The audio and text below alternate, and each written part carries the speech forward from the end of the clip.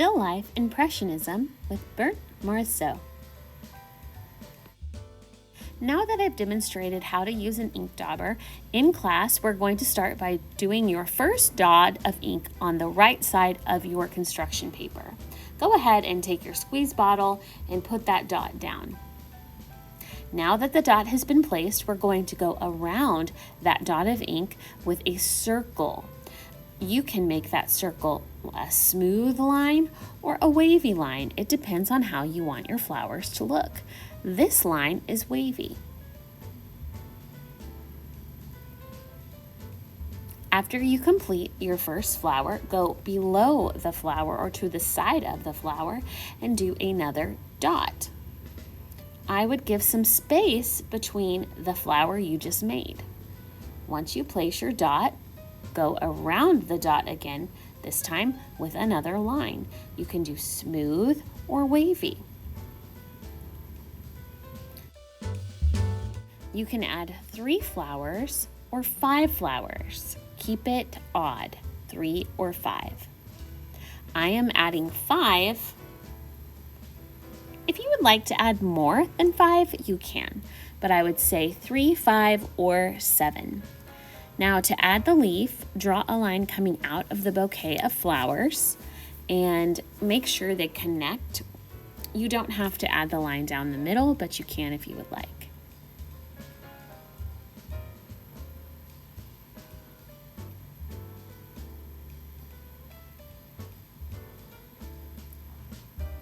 And stop.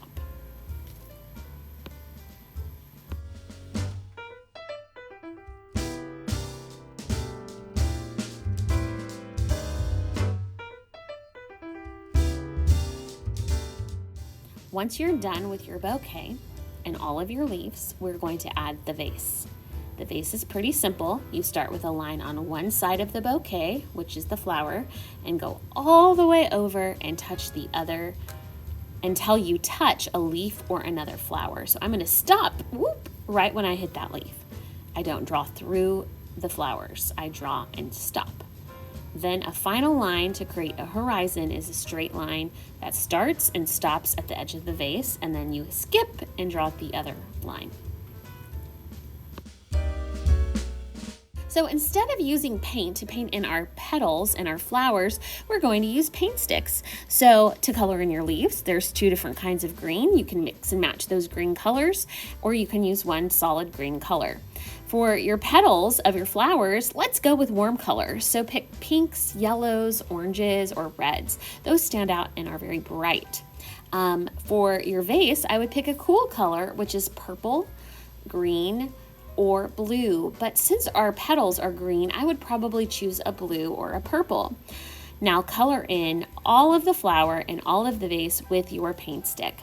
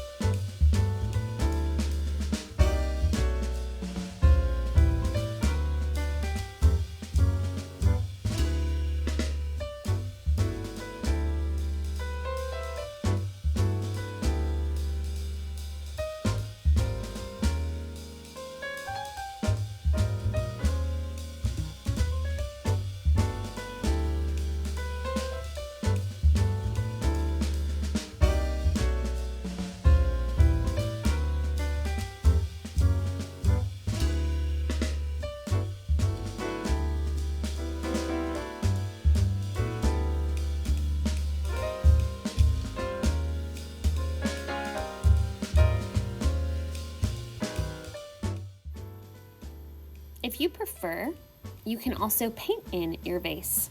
You can add white and blue together makes a lighter blue. So I am adding white and blue mixed together, and it causes it to become a softer, lighter blue. You can also do this with any other color. When you add white to any color, it makes it lighter. I'm adding a little bit of dark blue on top just to make the color a little bit not so light. Once I have the vase the way that I like it, I am going to start with the table that the plant is sitting on. I'm going to use the color white.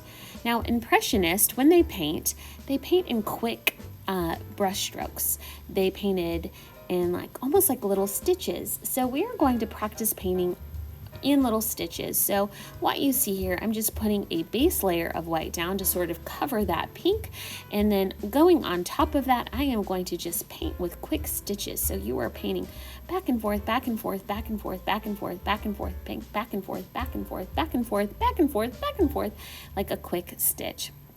Once you have that, you're also going to paint the background, if you so desire, to look like a quick stitch. And once the painting has dried, we can come back and add some detail using oil pastel. So once the paint has dried, we can come in with our oil pastel and add some details, some dress-ups. You can do that with a white and a green. So with my white oil pastel, I'm going to draw a line to make it look like the vase has water in it. Now, this will only work if you use blue for the vase. So if you use purple, it won't work. So paint your vase blue if you want to make it look like there's water in it. So just draw a little half line, and then you'll connect that half line at the bottom, and you can draw little tiny white lines inside to make it look like there's a reflection of water. So once you do that, you can also smudge it with your finger and it will look like a reflection. I'm just going over that detail one more time. And smudge.